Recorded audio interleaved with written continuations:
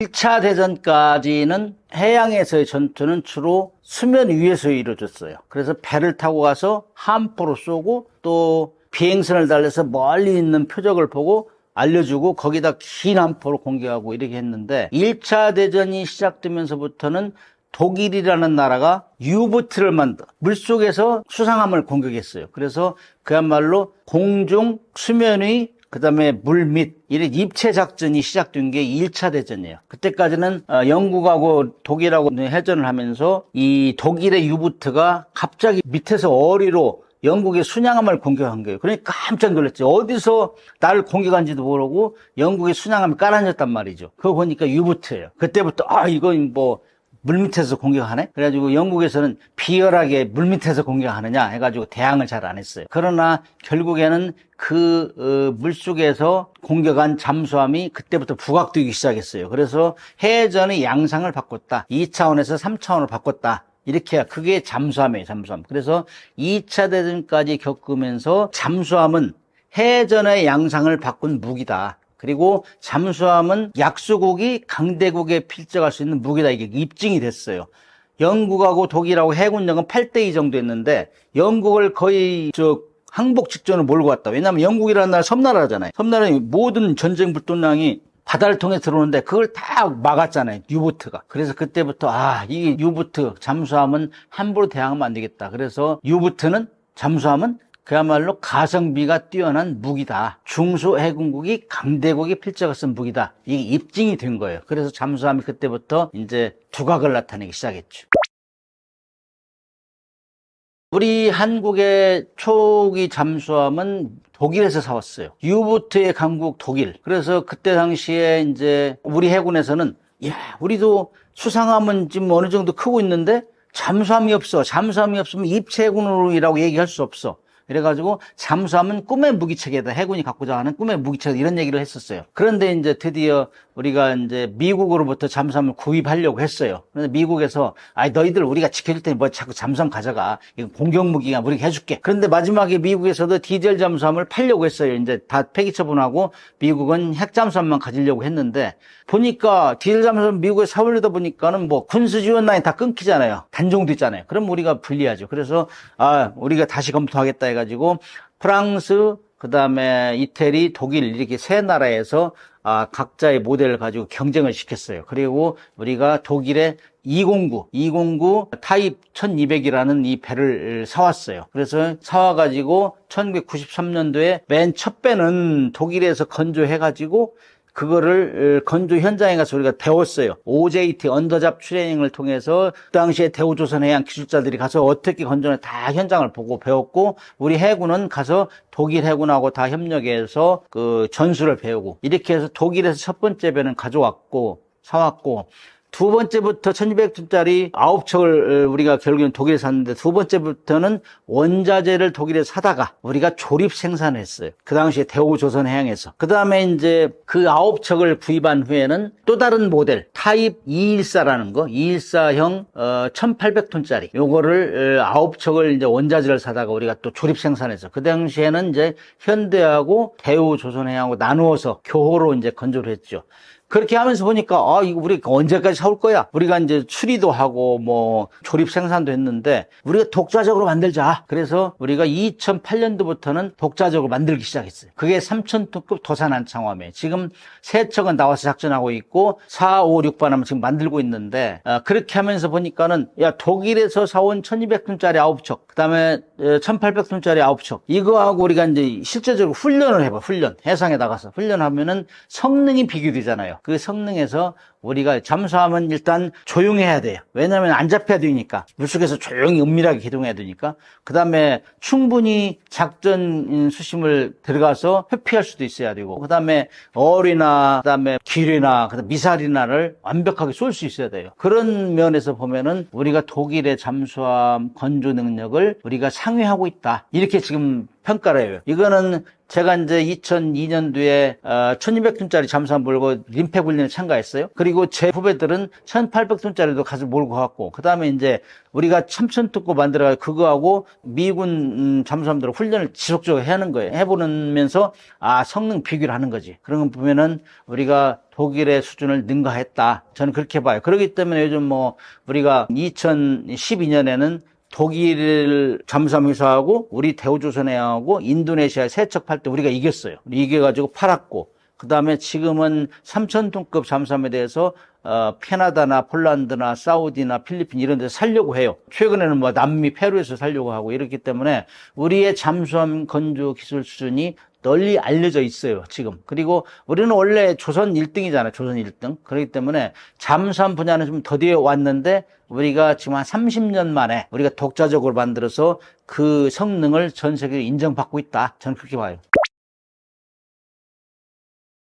2차 대전이 끝나고 나서 평가할 때 태평양 전쟁을 총지휘했던 분이 있어요. 니미츠 제독이 있어요, 미국에. 그분이 이제 과거의 해전은 전함이 했고, 막 전함이라는 건 막 몸뚱아리 많은 그 포탄을 쏠 수 있는 거포주의라고. 그 전함이 했고, 오늘날에는 항공모함이 이 해전을 지휘하지만 미래는 잠수함이 해전을 주도할 것이다, 이렇게 예언을 했어요. 근데 거기서 맞는 말이 있고 틀린 말이 있어요. 과거의 해전을 지배했던 건 거포주의가 맞아요. 그 다음에 오늘날의 해전은 항공모함이 하지만 미래는 잠수함이 한다. 그 중에서 잠수함이 한다는 것도 맞아요. 그러나 항공모함은 그 당시에 했는데 지금 80년이 지나도 항공모함이 1등하고 있어요.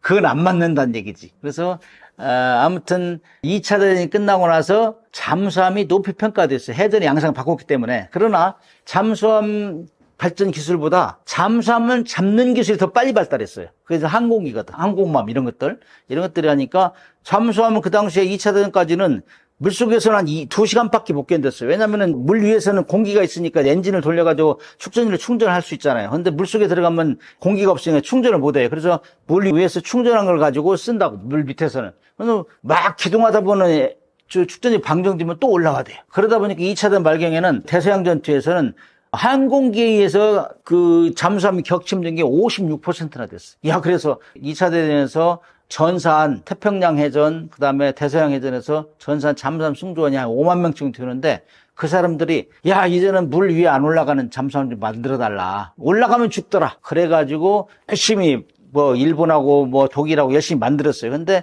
수중에서 고속으로 오랫동안 견딜 수 있는 잠수함 만들다가 전쟁이 끝나버렸어요. 실용화도 못하고. 그런데 1954년 전쟁이 끝나고 한 9년 지난 이때 미국에서 핵추진 잠수함 만들었어요. 이 핵추진 잠수함은 원자로로 이제 이 추진력을 내기 때문에 배에 원자로를 실으면, 원자로는 우라늄을 핵분열시키잖아요. 핵분열시키면 엄청난 열이 난다고. 그 고열로 증기를 만들어요, 증기. 물을 끓여가지고 그 증기로 터빈을 돌리고, 터빈을 돌려가 전기를 생산하고. 이러기 때문에 핵추진 잠수함은 승조원의 체력과 식량만 있으면 무제한 작전이 가능해요. 안 올라와도 돼요, 물 위에. 자기 필요할 때만 올라와서 확인하고 이렇게 한다고. 그러기 보니까 그 다음에 이제 디젤 잠수함 하루에 2-3번씩 충전하러 올라와야 되니까 이때 걸린단 말이죠. 뭐 레이더에 걸리고. 그런데 그러기 때문에 2-3번 올라와야 되기 때문에 북극도 못 가요, 북극해도. 북극은 빙하로 덮여 있잖아요. 근데 핵잠수함은 가요. 북극에 디젤 잠수함 못 가잖아요. 올라와서 충전을 해야 되는, 올라갈 수 없잖아요. 근데 핵잠수함은 간다고. 그만큼 핵잠수함의 능력이 출중해요. 그래서 잠수함이라는 말은 원래 한자로 쓰면은 물 밑에 잠기는 배예요. 그래서 물속에 오래 있는 잠수함. 그래, 은밀성이 뛰어난 거예요. 그래서 보니까 핵추진 잠수함 또는 원자력 잠수함 같은 말인데, 이 잠수함은 진짜 잠수함이구나. 물속에 오래 있을 수 있으니까. 근데 디젤 잠수함은 수시로 올라와서 어떤 때는 수상항해하면서 충전도 하고 그러기 때문에 디젤 잠수함보다 월등하게 능력이 출중하다. 그래서 미국하고 영국하고 프랑스는 냉전 시기, 근데 냉전이 끝나면서 1990년대부터는 디젤 잠수함을 다 없앴어요. 디젤 잠수함이 그렇게 2차 대전과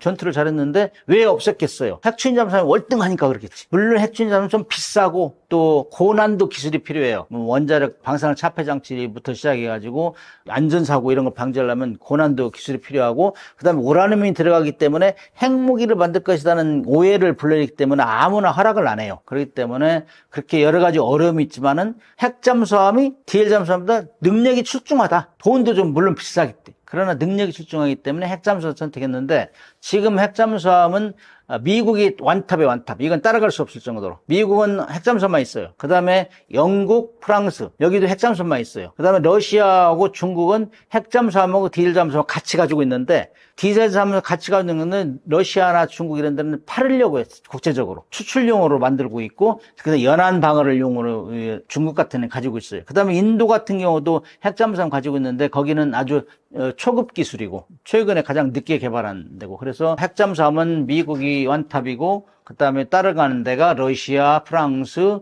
그 다음에 영국, 중국, 인도 순이다. 그리고 이제 핵잠수함을 이 좋은 잠수함이라고 느끼기 때문에 다 인식이 돼 있기 때문에 여러 나라에서 가지려고 해요. 그러나 이제 여기는 우라늄이 되기 때문에 정치적으로 함부로 갖지 못해요.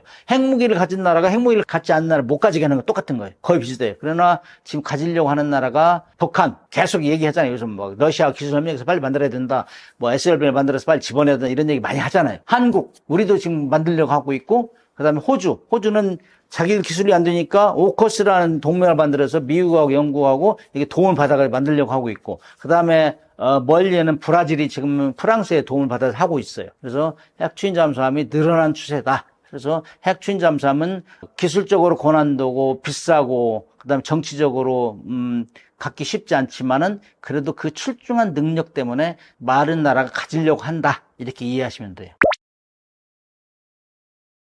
한국은 이제 북한이 2016년도 8월 24일 SLBM을 발사해서 성공했어요. 500km 날리는 성공했어요. 그렇게 하면서 북한은 속내를 드러냈죠. 우리는 원래 SLBM은 핵탄두를 실겠다는 게 그 북한의 계획이었어요. 그래서 빨리 핵잠수함을 만들어서 거기 집어넣겠다 이렇게 했는데 북한은 막 국제 제재 걸리고 코로나 이런 것 때문에 여러 막혀 있어가지고 그 많은 수많은 도속을 다 사올 수는 없잖아요. 다 독자적으로 만들 수는 없잖아요. 사와야 되는데 다 막혀 있으니까 그걸 못했어요. 그래서 북한이 이렇게 막 진도를 나가면서 SLBM을 만들으니까 우리도 SLBM을 탑재한 잠수함은 지금 이 시간에도 미국하고 러시아는 추적전을 해요. 왜냐? 거기다 핵무기가 있기 때문에. 지상에 있는 핵무기는 다 감시하고 있잖아요. 인공위성으로. 못 쏘게. 그렇잖아요. 훈련할 때도 다 알려줘야 돼요. 핵무기는. 5인 공격할까 봐서. 그래서 그렇게 하고 있는데 물속에 SLBM을 집어넣으면 그 핵무기 물속에 숨기는 거거든. 그러면 그거는 오로지 물속에서 따라다니면서 이렇게 감시 추적하는 것이 유일한 전술이에요. 출항할 때부터. 근데 그걸 100% 잡아내냐? 그건 아니야. 그러나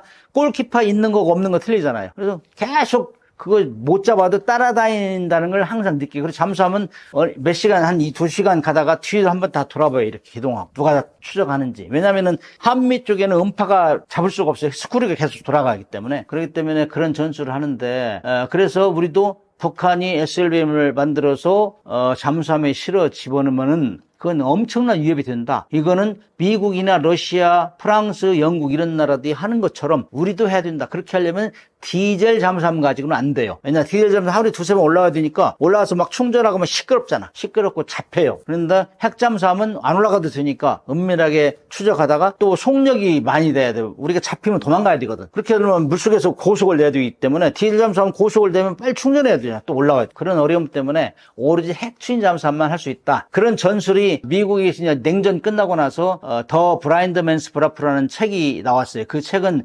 뉴욕타임즈에 계속 그 러시아하고 미국하고 수중에서 추적전 하던 거 이런 것들을 다 실화로 기록했어요. 거기에 그렇게 나와요. 그런 수중에서 추적 감시할 수 있는 거는 핵 추진 잠수함만 할 수 있다. 디젤 잠수함 할 수 없다. 왜냐 속력이 느리고 디젤 잠수함은 수시로 스노커를 충전을 해야 되기 때문에. 그래서 우리도 강력하게 핵 추진 잠수함을 만들어야 된다. 이런 여론이 아주 들끓었어요. 2016년 이후로. 그때까지는 미국에서도 뭐 너네는 우리가 할 텐데 해주니까 안 해도 된다 했는데 요즘에는 이제 북한이 워낙 SLBM도 많이 만들고 시험 발사도 하고 ICBM까지 하니까 미국에서도 이거 뭐 우리가 다 멀리 떨어져서 커버할 수 없겠네.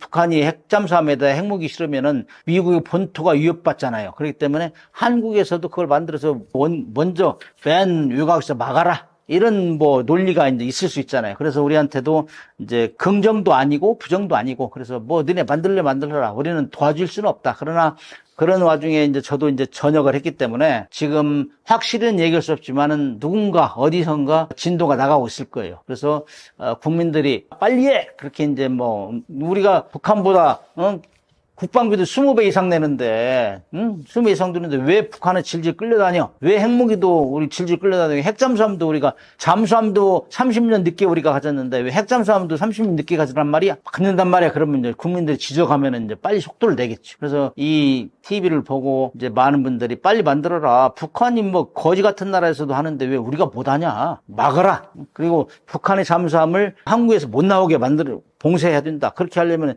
핵잠수함이 있어야 된다. 나와서도 핵무기를 못 쓰게 따라다니면서 감시해야 된다. 그러면 그 뭐 어떤 게 필요하냐? 핵잠수함 필요하다. 그러면 그런 여론이 막 비등하면 우리도 빨리 만들겠죠. 북한은 이제 이 핵잠수함을 만들어서 SLBM에 핵탄두를 장착해 집어내려는 게 기본 목표였는데 그게 2010년도부터 계속 추진해 왔어요. 그런데 이제 뭐 국제 제재 이런 거 가지고 진도가 안 나가고 그랬는데 2021년도에 김정은이가 1월 8차 당대회에서 공공연하게 선언했어요.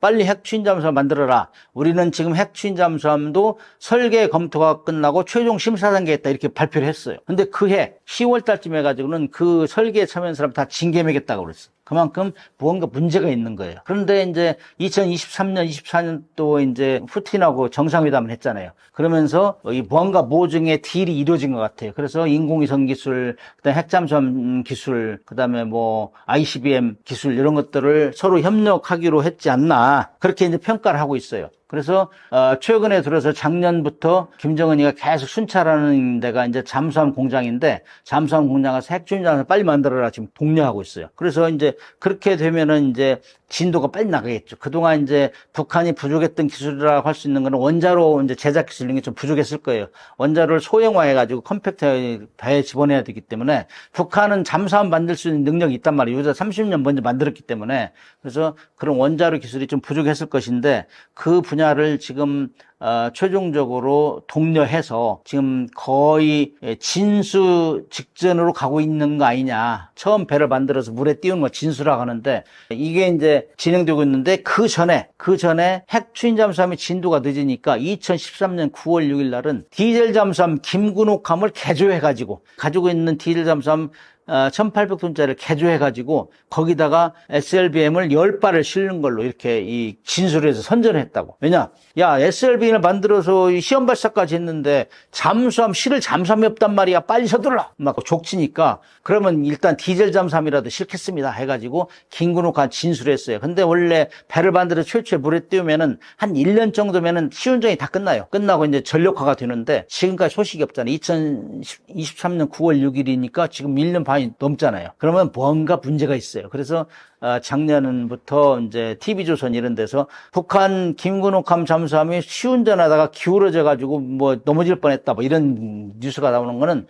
무언가 문제가 있는 거예요. 원래 잠수함이라는 건 길이와 폭이 한 9대1 정도가 돼야 현대 잠수함은 완전히 물속에서 민첩하게 기동할 수 있는데 그냥 저 폭은 놔두고 길이만 늘린 거거든. 거기다가 이제 SLBM 실으니까 이 잠수함이 뭔가 언밸런싱이 드는 거죠. 물속에서도 균형 못 맞추고 그렇기 때문에 지금 진도가 안 나오고 있어요. 아무튼 북한은 핵무기를 소형화해서 SLBM에 탑재해서 그거를 잠수함에 실는데 핵 추진 잠수함에 실는 게 1차적인 목표인데 그것이 더디 가니 하루빨리 그 중간으로서 디젤 잠수함 김군옥함에 일단 10발을 실어라. 이렇게 아주 시운전 중이에요. 그래서 아무튼 북한은 핵무기를 많이 가지고 있잖아요. 우리보다 앞선 게 핵무기니까. 그래가지고 ICBM까지 만들어서 미국 본토를 위협하고 있는데 전쟁이 일어나면은 가장 먼저 공격 대상이죠. 핵무기 시설은, 핵시설은. 그렇기 때문에 자기들은 그걸 하루빨리 물속에 집어넣으려고 해요. 물속에 집어넣으면 탐지가 안 되잖아. 그렇기 때문에 선진국이 다 전략이 그런 거거든.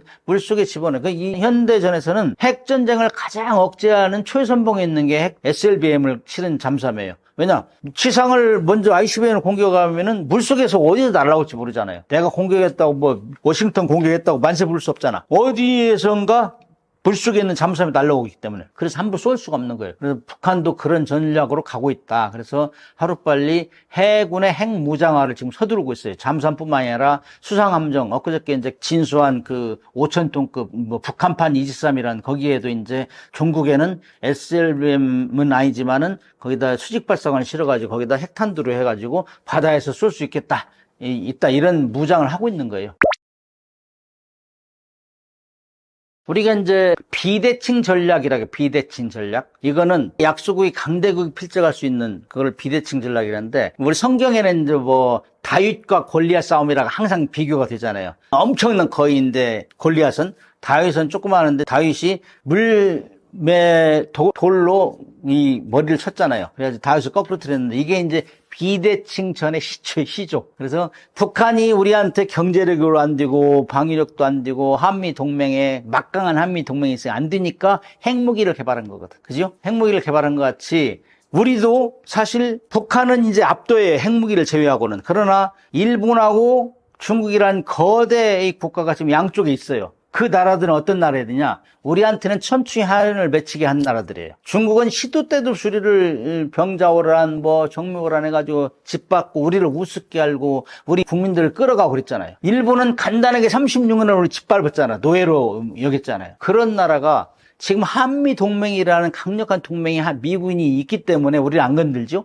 미군이 만약에 철수한다. 그러면은 어떻게 되겠어요? 그 역사는 되풀이된다고 우리를 또 시비 걸 것이고, 지금 서해도 막 구점을 설치하고 있잖아요, 중국이. 자기 임의대로. 공동수역인데. 그 다음에 독도나 이어도 이런 데는 분쟁 지역화 될 수 있다고. 그래서 그 중국이나 일본에 대응해서 우리 국방력을 건설해야 돼요. 그런데 중국은 세계 2위 경제 대국이라고. 일본도 3위, 2, 3위란 말이에요. 그 강대국들을 어떻게 대응하나. 똑같이 우리 군사를 건설할 수 없잖아요. 그래서 우리는 북한이 우리 핵무기로 우리를 하는 것 같이 우리도 강대국에 대항해서는 고슴도치 전략을 써야 된다. 거기에 제일 1번으로 할 수 있는 게 핵추인 잠수함이에요. 핵추인 잠수함 같은 건 물속에서 미사일로 장착하기 때문에 어디서 날아올지 몰라요. 상하이를 동경을 때릴 수 있는, 보이지 않게 때릴 수 있는 게 핵잠수함이거든. 그리고 이제 우리가 2021년 미사일 지침 해제됐기 때문에 우리는 미사일을 기지를 해변에 설치해가지고 지하화하고, 그래서 우리를 건들면 바로 미사일을 공격한다, 이런 걸 상대에 심어줘야 돼요. 일본이나 중국한테. 그런 것들이 고슴도치 전략이에요. 건드리면 안 돼.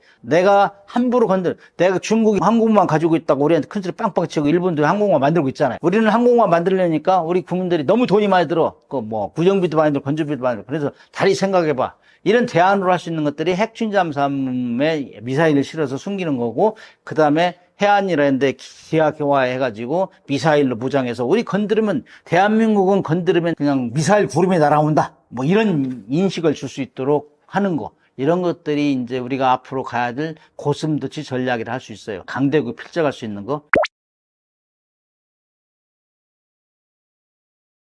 미군은 우리가 핵잠수함 만들려고 하면은 그것이 미군의 이익에 부합돼야 돼요. 일단 핵무기는 미국에서 반대하고 있지만은 핵추인 잠수함은 아직 몰라요. 왜냐면은 우리가 원하는 핵추인 잠수함은 오로지 군함의 추인체로만 사용하겠다. 핵무기는 아니고, 그리고 우라늄 농축도 20% 미만을 가지고 추인체만 활용하겠다. 이게 우리의 계획인데, 핵무기를 만들려면 우라늄 농축도가 90% 이상이 돼야 돼요. 최소한. 그럴 때 우리는 만들 수가 없어요. 우리는 농축 시설도 없기 때문에 만들 수가, 다 사와야 되는데 IAEA에서 다 감시를 해요. 사올 수도 없고, 고농축은 사올 수 없고, 오로지 20% 미만은 국제시장에 상용으로 거래되는 거라. 그래서 이런 것들은 사올 수 있는데, 우리가 이제 그렇게 해서 만든다 할 때, 미국이 과거 같으면 우리가 해줄게 했는데, 요즘은 북한이 워낙 ICBM 만들고 SLBM 만들어서 다 배치하고 있기 때문에 우리가 효율 전방에서 막아주면 미국한테도 좋죠. 그때 미국이 요즘에는 굳이 반대를 안 한다. 그리고 한국은 2018, 19, 20년 기간 동안에 북한을 비핵화를 시키기 위해서 하노이 회담, 싱가포르 회담 우리가 주도적으로 견인을 했어요. 그렇기 때문에 미국은 우리가 핵무기를 만들지 않는 거 알아요. 그렇기 때문에 우리를 핵무기도 아닌데 군함의 추인체만 사용하는 것들은 굳이 반대를 안 해요. 그러나 우리가 미국에서 사오는 우라늄을 군함의 군사적 목적으로 사용하려면은 한미 원자력 협정을 개정해야 돼요. 그래서 우리가 미국에서 우라늄 안 사오고 러시아나 프랑스 이런 데 사오면은 문제가 없어요. 그러나 미국이 기분 나쁘면은, 야, 한국 너 딴 생각하고 있는 거 아니야? 프랑스, 러시아, 너네 한국에 팔지 마. 이렇게 하면 안 되죠. 그럴 때 미국의 잠정적인, 긍정적인 반응을 얻어내야 되는데, 북한이 계속 핵추인 잠수함 만들겠다 의도를 지금 계속 선언하고 있어요. 그렇기 때문에 굳이 북한이 만드는데 우리가 만드는 걸 반대할 이유는 없다. 저는 그렇게 봐요. 요즘 보면은 유튜브에 보면은 KF-21 얘기 나오면 굉장히 조회수가 많이 올라가요. 국민들이 열광하고 있는 것 같아. 그거는 마치 우리가 미국에서 계속 전투기를 사왔다가 그거를 기술을 기반으로 우리 걸 만들어낸다. 거기에는 자부심, 그 다음에 미국으로부터 기술 종속을 벗어날 수 있다. 이런 어떤 국민들의 열망, 이런 것들이 작용한 것 같은데, 거기다가 능력도 좋다고, 그 다음에 뭐 지금 계획대로 개발하고 있는데 하나도 뒤진 거 없이 스케줄, 그러니까 완전히 잘 가고 있다. 이런 것 때문에 국민들이 엄청 좋아하고, 그 다음에 다 개발도 안 끝났는데 여기저기 사겠다는 나라가 늘어난단 말이죠. 그렇기 때문에 KF-21 얘기 나오면은 완전히 인기가 좋아요. 근데 제가 사실 저는 해군 출신이고 공군 출신 아니지만은 방위산업 차원에서 얘기해야지, 제가 기술적인 건 제가 얘기해봤자 남들이 안 알아주니까. 근데 왜 이렇게 열광을 하느냐. 자, KF-21 전투 능력을 보면은 일단 우리는 주적이 북한이니까, 북한에 제일 잘 나가는 전투가 미그 29거든. 이거는 뭐 1970, 80년대에 들어온 거고, 그렇기 때문에 뭐 4, 50년 다 노후된 거예요. 그 다음에 러시아에서 가져왔는데, 러시아 전투기가 이번에 러시아 우크라이나 전쟁 때 완전히 챙표 다 당했다고. 그렇기 때문에 일단 구닥다리다. 그 다음에 전투기는 먼저 보고 먼저 쏘고 나는 안 맞고, 요건데 그렇게 하려면은 전장 기술이 발전해야 돼. 항전 기술이라고 되게 발전돼야 돼. 우리는 다 첨단 기술은 우리 IT 기술을 베이스로 하기 때문에 우리는 굉장히 앞서가죠. 그럼 북한은 그거 머물고 있다고, 러시아에서 가져온 그 수준을. 그렇기 때문에 우리하고 공중전이 붙다 그러면은 사실 게임이 안 된다, 이렇게 얘기해요. 쉽게 말하면 그 정도로 압도한다고. 그래서 북한하고 비교하는 그거는 별로 안 되고, 우리가 가지고 있는 전투기들을 비교해요. 우리가 가지고 있는 전투기가 KF-16, F-15K, 그 다음에 뭐 F-35 이런 것들인데, 이 전투는 다 미국에서 가져온 거예요. 근데 KF-16도 현대전에서는 아주 우수한 전투기다. 그 다음에 F-15K 같은 경우는 공중전에서 한 번 진 적이 없다, 이런 명성을 날리는 전투기들인데, 그 다음에 F-35 같은 거는 귀신 비행기라고, 스텔스 비행기 이 정도인데, 그 셋과 비교해보면 KF-21이 KF-16보다는 좀 앞선 것 같아요. 어떤 면에서 무장 능력, 그다음에 공중전 수행 능력, 그다음에 또 가격이 싸요. KF-16보다는 가격은 약간 비싸요. 그러나 성능은 우수하다. 특히 미티어 같은 거는 뭐 150km 이상에서 적을 먼저 보고 미사일 공격할 수 있으니까, 이런 면에서는 KF-16을 능가한다. 그런데 무장 투사면, 지상 공격 능력 이런 것들은 F-15K하고 비슷하다, 이렇게 평가를 해요. 근데 이제 항공기 중에서 먼저 보고 먼저 쏘고 나는 안 잡히고, 나는 안 잡히는 이게 이제 스텔스 기술이거든. 이거는 F-35보다는 좀 떨어져요. 그래서 통상 4.5세대 전투기다, 이렇게 얘기하는데, 5세대라는 건 완전 스텔스라는 거, 안 잡히는 거. 근데 우리는 그 전 단계다, 이렇게 얘기하기 때문에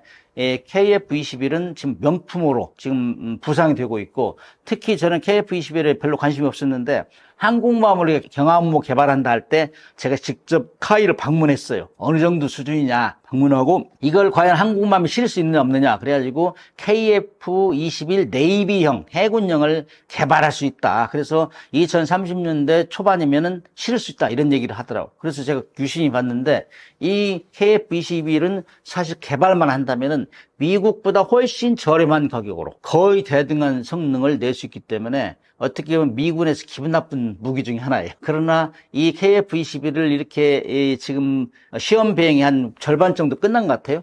이 다 끝나지도 않았는데 지금 뭐 UAE 사령관, 방공사령관에서 타보고 그런단 말이에요. 그렇기 때문에 스스로 우리를 홍보를 해주고 있어요. UAE 이런 데서. 그리고 우리가 이제 잘하는 것 중에 하나가 홍보를 잘하고 있다는 얘기예요.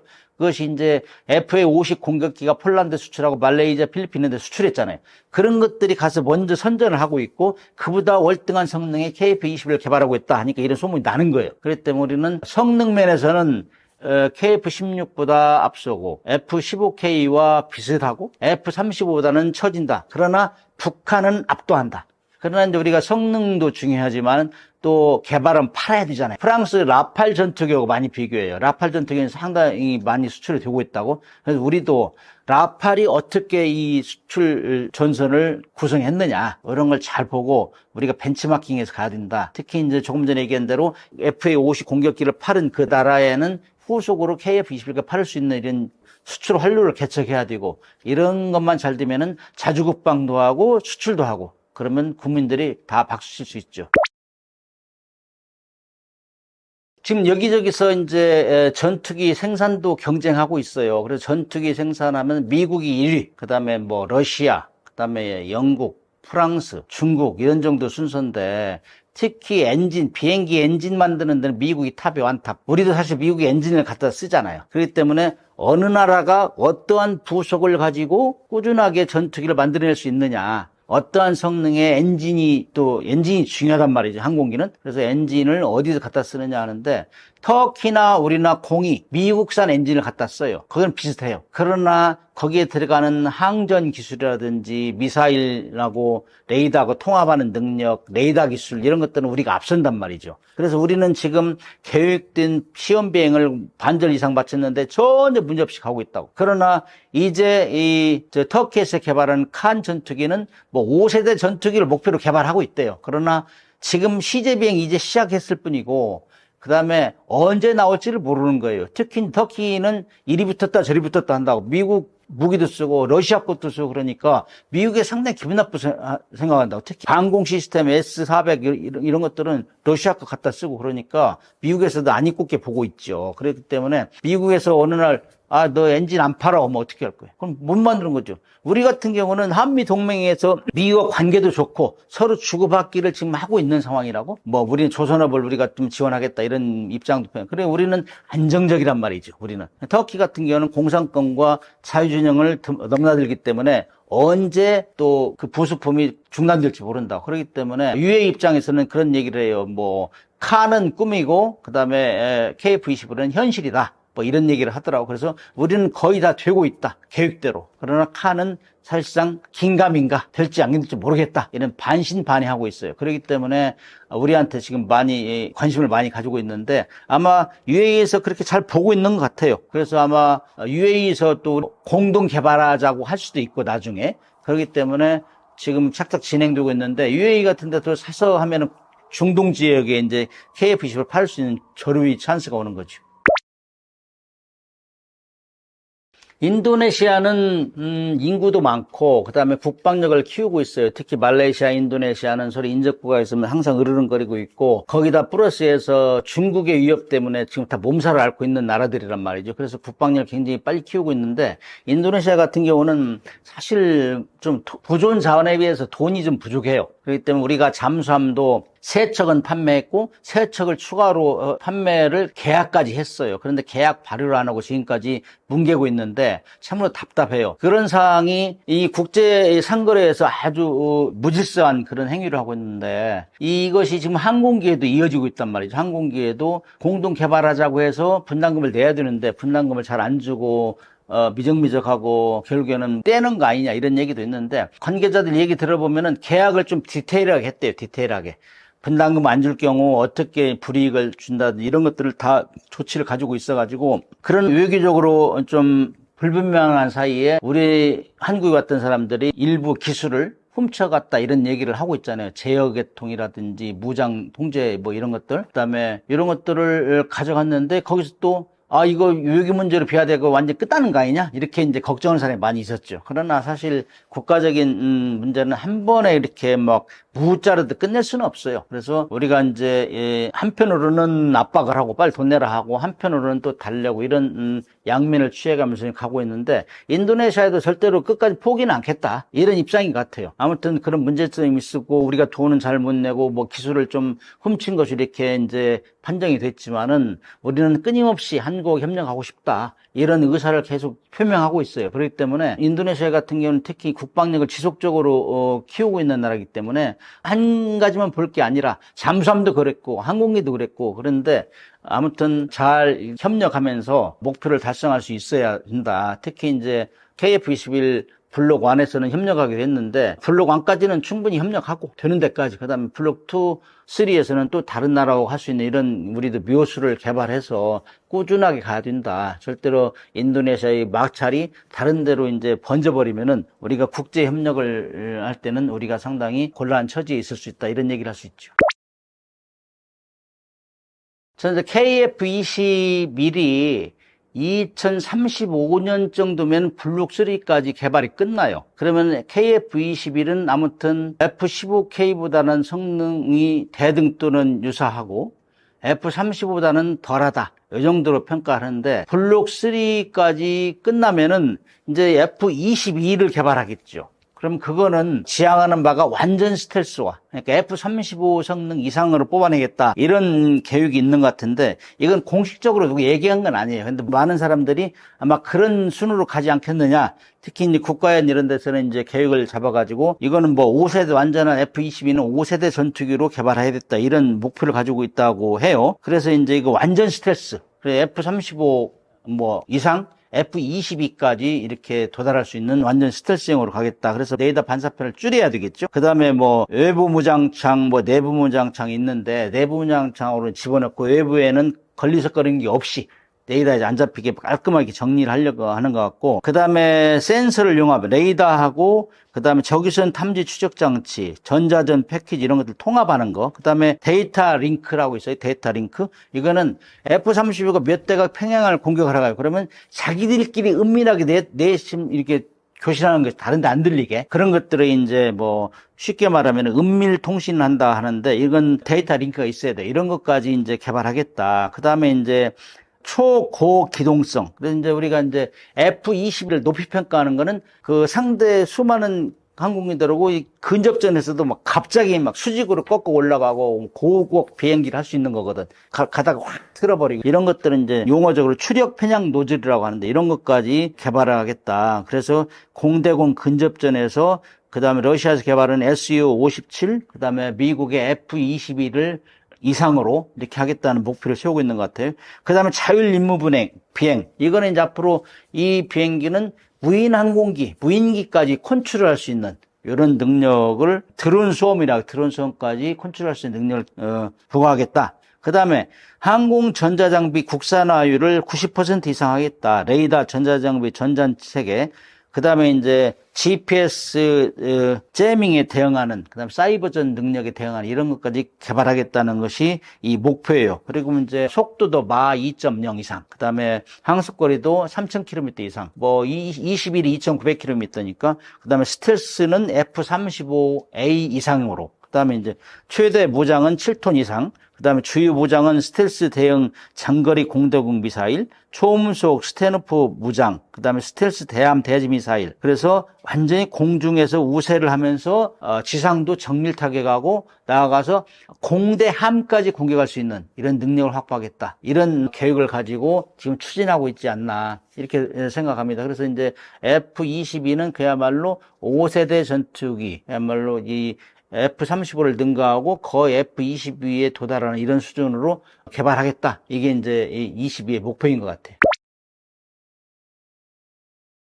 한국 방사는 지금 2027년까지 세계 5위로 올라가겠다. 수출 그렇게 하고 있는데, 이거는 사실 우리가 좀만 잘하면 견제가 들어와요. 어느새 지금 우리가 K9 자주포, K2 전차 이런 것들이 유럽에서 시장을 막 섞어놓고 있으니까 EU에서 우리를 방해하고 있다고. 그리고 자기들도 EU 무기 자금률을 60% 올리겠다 이렇게 하는 거예요. 그만큼 견제가 들어오기 때문에, 그렇게 되면은 우리가 차별화, 한국만의 특화 전략을 가져야 돼. 한국만의 특성, 차별화. 그러기 가장 중요한 것 중에 하나가 완전 독자 기술을 확보해야 돼. 독자 기술. 우리가 지금 항공기 같은 경우는 미국에서 이제 수출을 가져오잖아요. 엔진도 가져오고, 그 다음에 어떤 기술도 베이스먼트는 미국이란 말이죠. 근데 우리가 독자적으로 개발해야 된다. 그 다음에 수출 시장을 다변화해야 돼. 우리가 만들면 뭐예요? 우리가 더 그거를 뭐 지금 KF-20을 120대까지 만들었는데, 그거를 더 이상 만들어서 이제 수출을 해야죠. 그렇기 때문에 글로벌 시장 확대를 위해서 개척을 해야 된다. 그 다음에 이제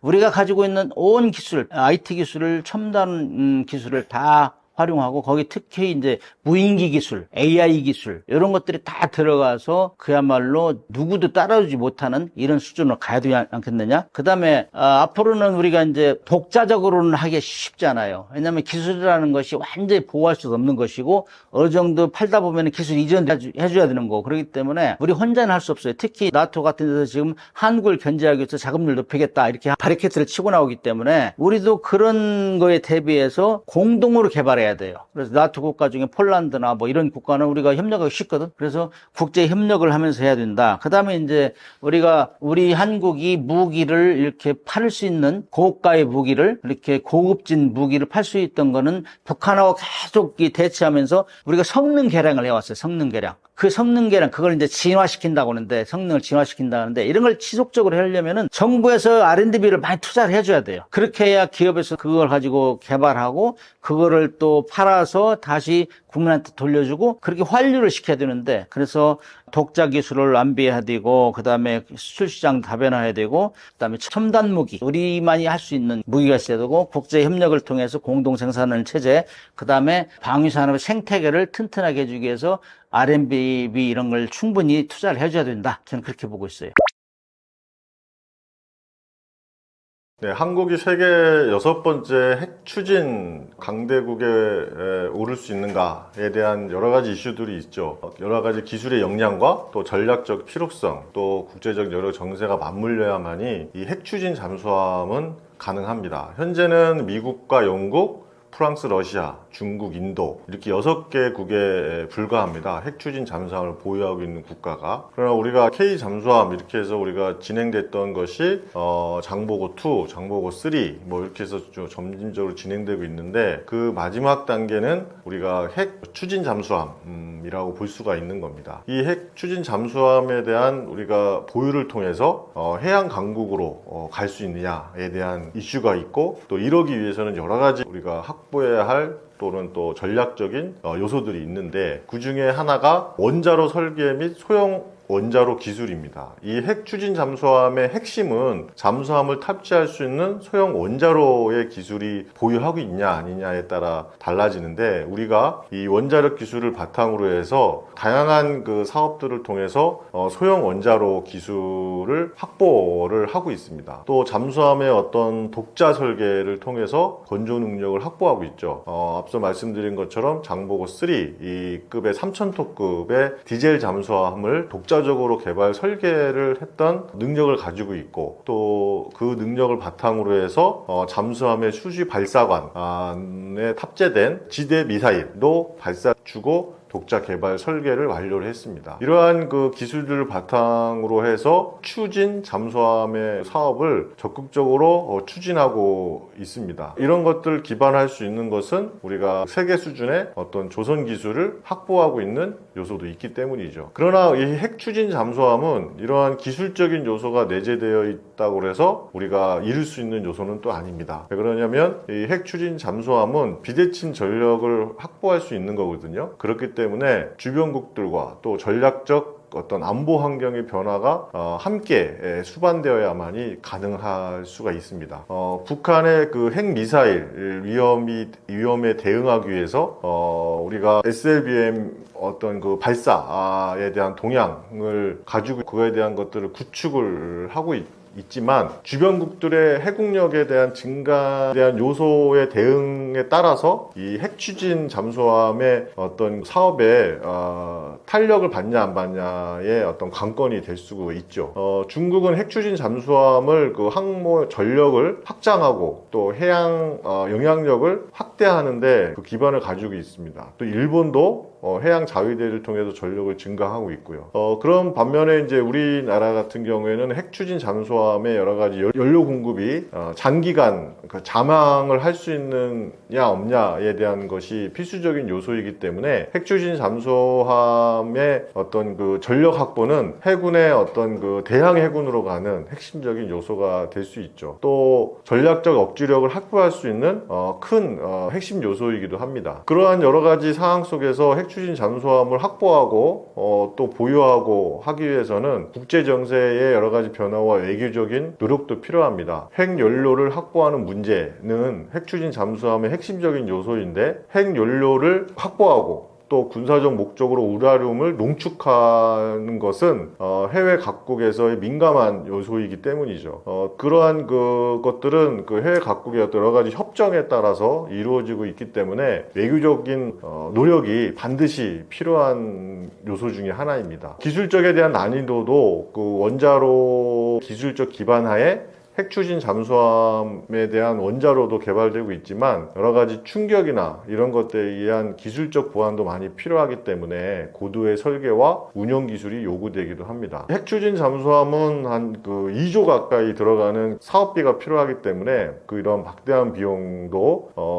부담이기도 하죠. 하지만 한국은 핵 추진 잠수함을 독자적으로 개발하고 건조할 수 있는 상당한 기술을 가지고 있고 그거에 대한 필요성도 많이 부각되고 있습니다. 특히 북한의 위협, 또 주변국의 해군력 증강에 대한 대응에 대한 전략적 필요성이 높아지고 있기 때문입니다. 핵 연료의 확보, 또 기술적 난관 이러한 것들을 극복을 해서 국제적 제약과 또 외교적 관리를 해결해서 우리가 핵 추진 잠수함의 여러 가지 난관들을 극복함으로 인해서 6번째 핵 추진 잠수함의 강대국의 반열에 오를 수 있도록 다 함께 협력할 필요가 있겠습니다. 핵 추진 잠수함은 우리가 자력으로 개발했을 때 여러 가지 상징적 의미와 또 기대되는 파급 효과들이 있는데 상징적인 의미는 과학기술의 강국으로서의 증명이라고 볼 수가 있습니다. 핵 추진 잠수함 개발을 통해서 원자력, 또 조선, 기계, 전자, 소재 이러한 분야들에서 최고 수준의 과학기술을 역량을 융합하고 집중시킬 수 있는 무기체계가 되기 때문입니다. 이를 통해서 글로벌 파워에 대한 상징이 될 수도 있겠죠. 핵추진 잠수함을 자체 개발하고 운영하는 국가는 전 세계적으로 소수에 불과합니다. 이 대열에 합류한다는 것은 한국이 단순히 지역 강국을 넘어서 세계적인 안보 및 기술 강국이 되었다라는 위상을 확보하는 것을 보여주는 수 있기 때문입니다. 또 국민적인 자긍심도 있겠죠. 핵추진 잠수함을 개발 성공을 통해서 국민들이 엄청난 자긍심과 또 성취감을 안겨줄 수도 있고 또 이를 통해서 국가 발전의 새로운 동력이 될 수도 있을 겁니다. 이와 함께 기대되는 파급 효과도 있습니다. 국가 안보 분야에 대해서는 대부 억지력에 대한 극대화가 가능한 것이죠. 핵미사일 위협으로부터 우리가 즉각적인 보복 능력을 갖추고 있기 때문에 강력한 전략적 억지 능력을 우리가 제공받을 수 있는 겁니다. 또 해양 주권의 수효 능력을 강화하고 또 연합작전 시에도 이 핵추진 잠수함의 기여도는 막강하다고 볼 수가 있는 겁니다. 핵추진 잠수함의 개발 과정을 통해서 축적된 최첨단 기술들 이런 것은 핵추진의 어떤 항공모함까지도 이어질 수도 있고 차세대 전투함 또 우주 발사체 이런 분야까지도 고난이도의 미래 무기체계의 기반이 될 수도 있습니다. 이러한 군사적인 요소뿐만 아니라 경제적인 산업적인 효과들도 있습니다. 첨단 기술의 생태계 를 고도화할 수 있는 거죠. 특히 원자로, 또 이런 핵추진 잠수함의 선체, 또 추진 체계, 또 한정 장비, 전투 시스템 이러한 잠수함의 구성 요소들은 최첨단 기술들의 집약체이기 때문입니다. 이러한 개발 과정을 통해서 기술의 혁신은 조선 사업도, 또 원자력 산업도, 기계, 소재, IT, AI 등 관련된 산업 전반의 기술 수준을 끌어올릴 수 있는 고부가 가치 산업으로 가능하고 가속화할 수 있는 것입니다. 또 신규 사업의 일자리를 창출할 수가 있겠죠. 핵추진 잠수함 개발을 통해서 당연히 막대한 연구 개발이 필요하고 또 이에 대한 수출 경쟁력도 강화될 수 있기 때문입니다. 국제적 영향력도 증대될 수가 있겠죠. 핵추진 잠수함의 보유국이 된다는 것은 국제사회에서 한국의 발언권도 확대될 수 있습니다. 이 핵추진 잠수함은 보통 우리가 한 4개월 정도를 바닷속에서 잠원할 수가 있는 거기 때문에 비대칭 전력의 핵심 전력일 수가 있거든요. 그렇기 때문에 국제적 영향력이 확대될 수 있다. 그래서 국제 현안에 대한 논의사항과 여러 가지 외교적인 상황에서 한국의 입지가 강화될 수 있다라고 볼 수가 있습니다. 물론 핵 추진 잠수함의 자력 개발은 핵 연료를 확보하는 문제, 또 막대한 개발 비용, 국제사회의 시선, 또 비확산 체계에 대한 여러 가지 유지와 또 조화 이런 여러 가지 해결해야 될 과제들이 산적해 있는 것이 사실입니다. 그러나 이러한 도전 과제들을 성공적으로 극복을 한다면 우리나라도 핵추진 잠수함이 한국의 미래를 강력한 전략적 자산으로 또 국가 발전의 새로운 기폭제가 될 수 있을 것입니다. 전통적인 잠수함 강국이 주목하는 한국 기술의 핵심 경쟁력은 독자적인 설계 및 그 건조 능력에 볼 수가 있습니다. 설계부터 건조까지 자체 역량을 가지고 있는 것은 드문 사례이거든요. 한국은 장보고 1급은 독일 기술을 그대로 도입을 했습니다. 장보고 2는 214급 그 기술 이전 및 국산화를 시작했던 그 잠수함이기도 하고요. 장보고 3급은 도산 앙차고함이라고 해서 독자 설계하고 건조 능력을 완성한 잠수함이라고 볼 수가 있습니다. 이는 단순히 잠수함을 만든다는 것을 넘어서 잠수함의 성능과 또 특징을 우리 스스로가 정의하고 구현할 수 있는 역량을 갖추었다라고 볼 수가 있는 것이죠. 그래서 전통적인 강국이라고 하는 독일, 프랑스, 스웨덴 이런 나라들은 오랜 기간 기술 축적을 통해서 이뤄낸 성과들을 한국은 비교적 단시간에 이루었다고 볼 수가 있겠습니다.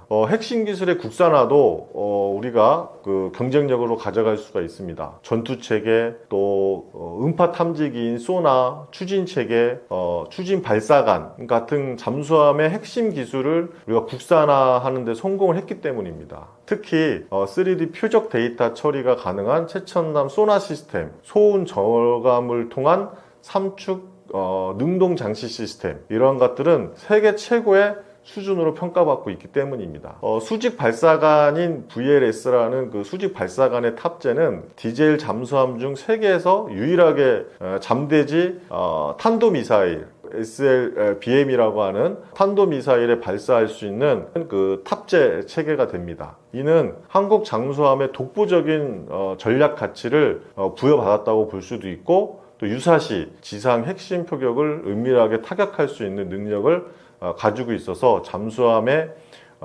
확장 능력을 혁신적으로 평가받았다고 볼 수가 있는 겁니다. 우리가 강력하게 가져갈 수 있는 요소 중에 하나는 우리나라가 반도체 그리고 조선산업 이런 것들이 다른 나라에 비해 월등히 그 경쟁력을 가지고 있다는 겁니다. 특히 이 조선산업의 인프라를 가지고 있는 것 또 조선산업의 기술력은 세계 최고 수준의 조선 강국이 우리나라이기 때문입니다. 그런 관련된 기술을 가지고 있는 국가들, 그 업체들인 현대중공업이나 하나오션 등은 세계적인 수준의 조선 기술을 가지고 있고 이러한 국내 기업들은 잠수함 개발 및 생산에 적극적으로 참여하고 있어서 품질적인 요소들을 안정적으로 건조할 수 있는 기반 요소가 되는 겁니다. 이러한 풍부한 건조 기술과 경험을 여러 가지 그 해군의 잠수함을 건조하는데 많은 노하우들을 축적할 수 있는 요소가 되었고 이러한 핵심 경쟁력을 바탕으로 해서 한국은 전통적인 잠수함 강국에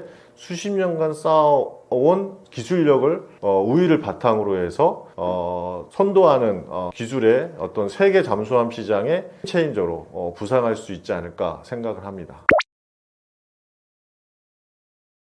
핵추진 잠수함의 그 장기적인 국산화 가능성 그리고 한국의 어떤 조직력과 산업 생태계의 강점들은 어떤 것들이 있느냐라는 것들을 살펴보면 핵심 추진 그 잠수함의 장기적인 국산화가 가능하기 때문입니다. 핵 추진 잠수함의 완전한 국산화는 단순히 추진 잠수함 한 척을 건조하는 것을 넘어서 핵 연료 주기인 원료 채굴부터 폐기까지가 가능해야만 하기 때문이거든요.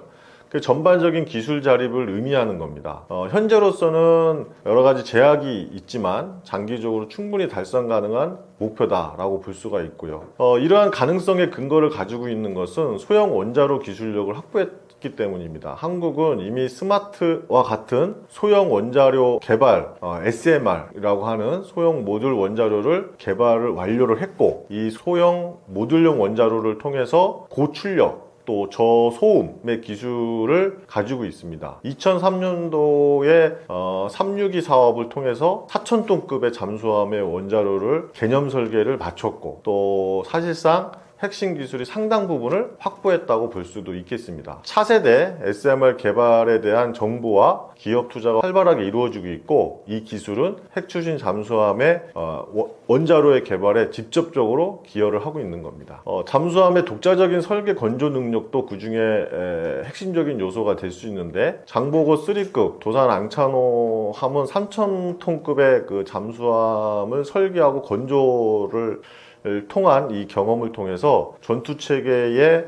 어떤 통합까지 완전한 독자적 기술을 확보를 했기 때문에 잠수함에 가지고 있는 은밀한 그 침투, 그다음에 소음에 대한 기술, 전투 체계에 대한 고도화, 이런 것들이 우리가 핵심 역량으로 확보했기 때문에 가능성을 볼 수가 있는 겁니다. 그리고 전략적 필요성에 대한 정부의 의지인데, 북한의 어떤 그 핵 미사일 위협이 고도화됨으로 인해서 주변국들 해군력에 대한 증강이 필요성이 있고, 또 핵 추진 잠수함의 전략적 필요성은 더 커지고 있는 거거든요. 이러한 안보 환경은 핵 추진 잠수함의 국산화에 대한 강력한 의지를 가질 수밖에 없는 배경이 되기도 합니다. 이러한 것들을 통해서 정부와 또 기업과 또 다양한 연구기관들이 강력한 원팀이 돼서 조직력을 가지고 사업을 주관하는 방위사업청과 또 국방부, 또 연구개발을 하고 있는 그 국방과학연구소에 대한 여러 가지 기술 개발, 또 대기업들이 가지고 있는 시스템 통합과 생산 역량, 이러한 것들을 통해서 각자의 전문 분야들을 핵심적인 어떤 역할을 수행함으로써 이 큰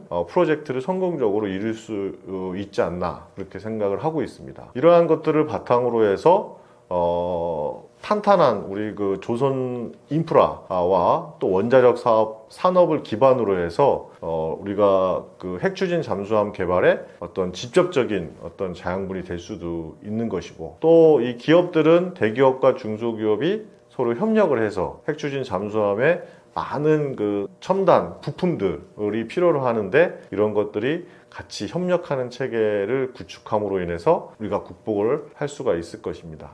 이러한 기술들을 바탕으로 해서 또 국방 분야에 적용시킬 수 있고, 또 이러한 기술적 개발과 생산을 통해서 우리가 신속한 어떤 그 사업을 추진해 나갈 수가 있는 것이죠. 이러한 한국적인 독보적인 어떤 그 조직력, 또 산업 생태계의 강점을 가지고 핵추진 잠수함이라는 고난이도의 어떤 이 프로젝트를 성공적으로 수행할 수 있는 강력한 기반이 될 수 있을 겁니다. 좀 장기적인 관점에서 또 완전한 국산화 가능성이 매우 높은 것을 우리가 핵심 역량으로 가지고 추진하면 가능한 프로젝트로 만들 수 있을 것입니다.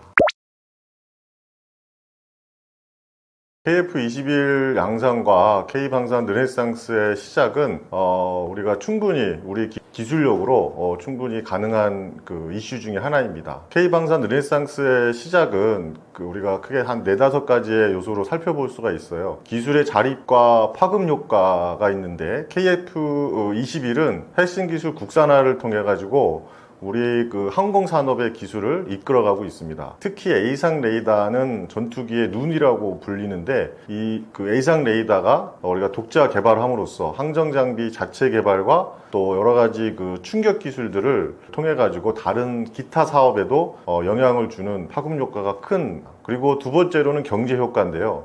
KF-21은 양산과 수출에 막대한 경제적 효과를 창출할 수가 있습니다. 생산 유발에 대한 일자리 창출도 가능하고, 관련된 부품 생산과 또 중소기업의 성장에도 기여할 수가 있습니다. 세 번째로는 수출 성공 사례와 연계시켜서 이미 FA-50은 국산 항공기의 해외 시장에서 성공적인 수출을 이뤄냈던 경험이 있습니다. 이 FA-50을 통해 가지고 지금 추진되고 있는 KF-21에도 집중적 관심을 통해서 잠재적 어떤 고객 확보가 될 수 있었던 기반이 될 수 있었던 거죠. 또 마지막으로는 자주 국방에 강합니다. 현재 군에서 쓰고 있는 노후화된 F4, F5 전투기들을 대체해서 우리가 영공 방위의 능력을 한층 더 끌어올리는 핵심 전력으로 자리매김할 수가 있습니다. 이렇게 KF-21 양산을 통해 가지고 K방산의 르네상스를 실현시킬 수가 있는 것이죠. KF-21을 통해 가지고 세계 시장의 평정도 가능하다고 봅니다. 몇 가지 측면에서 알아보면 첫 번째는 가격 경쟁력입니다. KF-21은 프랑스에서 개발한 라팔, 유로파이터의 파이푼, 이런 경쟁 기종에 비해서 가격 경쟁력이 있다는 것이 가격 경쟁력이 있다는 평가를 받고 있습니다. 대당 한 1,000억 원 수준으로 알려져 있지만 양산 가격은 한 800억 정도의 수준으로 가격 경쟁력이 있다고 볼 수 있는 것이죠. 또 향후 계속되는 업그레이드를 통해 가지고 5세대의 업그레이드 가능성이 가능한 설계가 기반이 되기 때문에 가성비 높은 장점이 될 수 있다고 볼 수가 있는 것입니다. 또 두 번째는 기술 신뢰성에 대한 검증입니다. KF21은 시제 개발 단계에서부터 한 1000회 가까이 무사고 비행 시험을 달성을 해서 높은 안정성과 신뢰성을 입증을 했습니다. 그리고 세 번째로는 미래 확장성인데요. KF21은 단순한 전투기를 넘어서 미래 무인기와 협력해서 AI 기반의 전투 시스템 통합을 다양한 확장 가능성을 가지고 있습니다. 미래 전장의 경쟁력을 높일 수 있는 중요한 요소가 될 수 있는 것이죠. 그리고 국제관계 정치적 상황에서 방산 수출은 단순히 성능과 가격뿐만 아니라 어떤 국제관계에서 정치적 상황과 맞물려 대응하게 되는데, 이에 따라서 다양한 그 변수들이 있지만 우리가 그 외교적 어떤 협력을 통해 가지고 충분히 세계 시장에 경쟁력 있게 그 수출을 할 수가 있고, 또 마지막으로 잠재적 고객에 대한 확보입니다. 현재 방산에 대한 수출하고 있는 국가로는 폴란드나 중동, 동남아시아 등 다양한 국가에 수출하고 있는데, KF21을 통해 가지고 그쪽 나라에서도 많은 관심을 가지고 있습니다.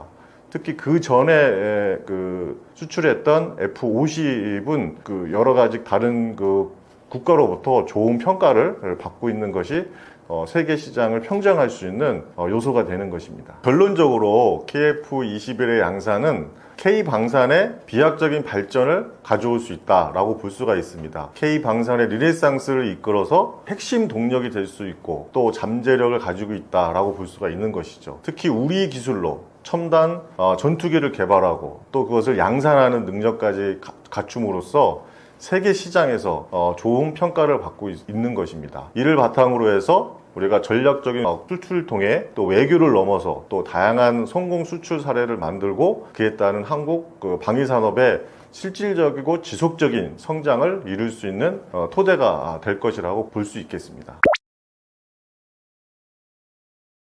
AI 파일럿과 항전 소프트웨어는 우리 한국 기술에 여러 가지 그 영향력을 줄 수가 있습니다. 특히 카이가 적극적으로 투자를 하고 있는데요.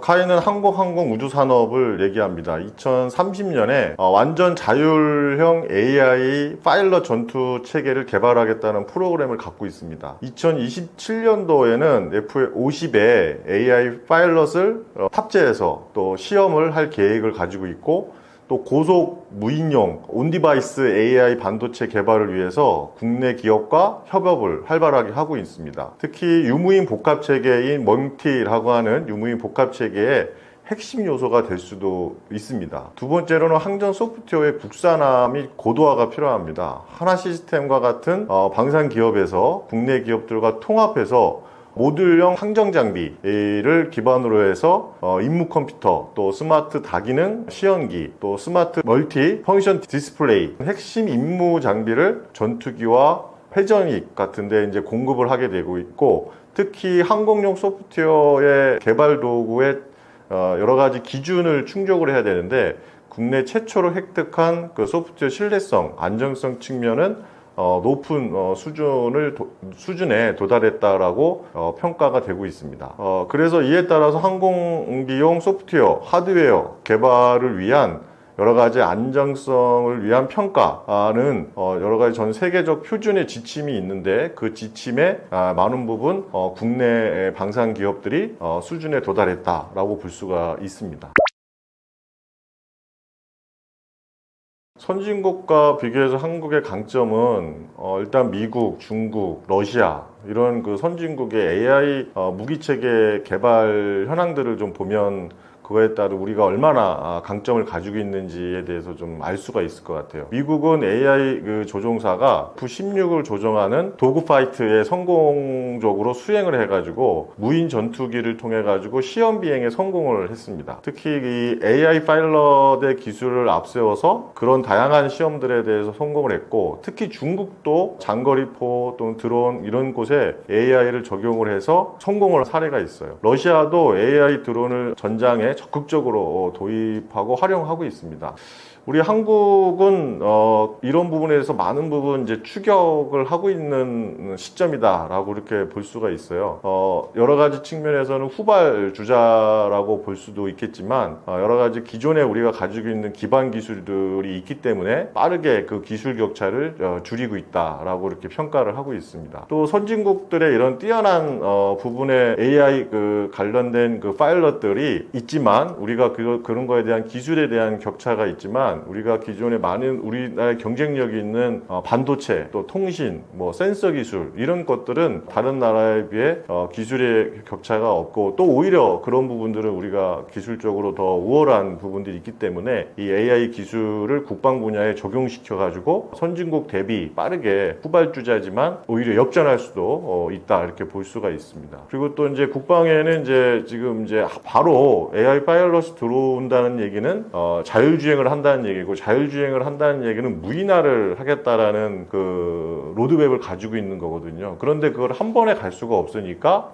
유무인을 복합하겠다라는 게 유무인 복합 시스템입니다. 그래서 일단 유무인 복합 시스템으로 무기 체계를 개발하고 그리고 점차적인 기술들을 축적해서 아예 자율주행으로 가는 시스템인데 이 유무인 복합 체계는 그래서 자율주행으로 가는 AI 파일럿으로 가는 굉장히 중요한 요소다라고 볼 수가 있거든요. 그래서 이런 미래 전장에서 유무인 복합 체계를 중심으로 해서 다양하게 전장 체계도 재편되고 있고 또 이에 따른 다양한 집중 투자도 이루어지고 있는 것이 지금 현재의 상황입니다. 그래서 이러한 신속한 기술 도입을 통해 가지고 빠르게 기술 환경에 적용하고 있고 또 AI 기술을 국방 분야에 신속하게 도입하기 위해서 또 우리 스타트업이나 또 기존의 방산 기업들이 활발히 움직이고 있고 또 적극적인 투자도 이루어지고 있는 것이죠.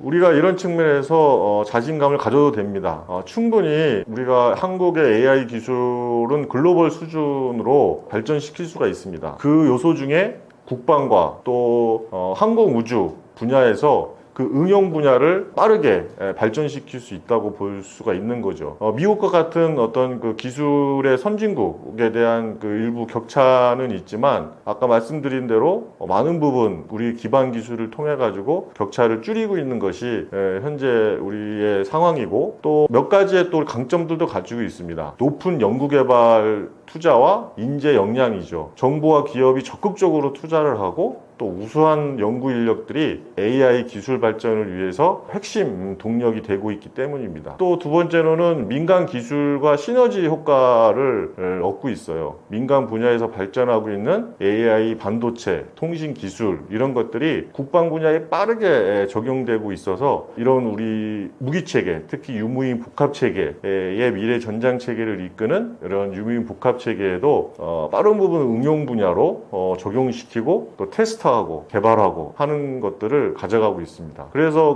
우리 한국은 이런 AI 파일럿과 항전 소프트웨어 분야에서 선진국을 따라잡을 수 있다고 봅니다. 이제는 새로운 기술과 또 이러한 개념들을 선도해서 항공 우주 및 국방 기술의 여러 패러다임을 바꿀 수가 있는 잠재적 요소가 될 수 있다고 보고 있습니다. 그래서 관련된 기업들에 대한 투자가 지속적으로 활발히 되고 있고 또 이에 따라서 방위사업의 특성상 국제적 협력도 원활하게 이루어지고 있음으로써 우리가 선도적인 역할을 충분히 할 수가 있을 겁니다.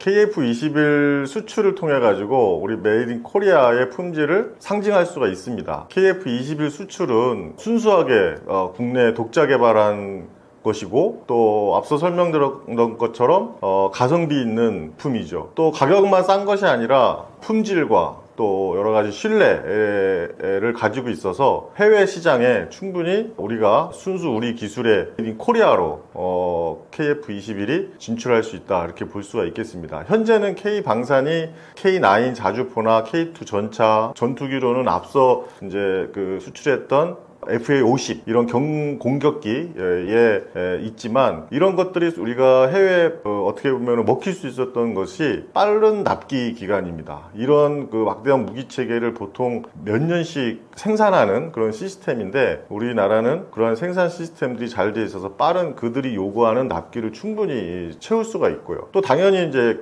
가성비 있고 그에 대한 품질이 높게 유지될 수 있습니다. 또 무기 체계의 특징은 사용하면서 그거에 대한 유지 보수가 잘 원활히 돼야 되는데 그거에도 우리 장비가 모듈화 돼 있기 때문에 장비 정비에 대한 편의성이 높다는 것이 세계 시장에서 인정받고 있는 요소입니다. 이런 요소들 중에 우리가 K방산에서 수출하고 있는 K9이나 자주포 이런 거에 대한 무기 체계도 첨단 무기 체계 시스템이 들어있지만 KF-21 전투기는 상징적 요소가 있다고 볼 수가 있는 것이죠. 그러면 KF-21 전투기에는 기술의 집합적 요소가 있다고 볼 수 있기 때문입니다. 메이드 인 코리아의 품질 상징이 될 수 있는 그 몇 가지 이유가 있어요. 첫 번째 이유는 높은 기술의 자립도와 국산화율입니다. KF-21은 가장 핵심인 것이 전투기의 눈인 그 A상 레이더인데 이 레이더를 국산화했다는 겁니다. 또한 통합 항전 시스템의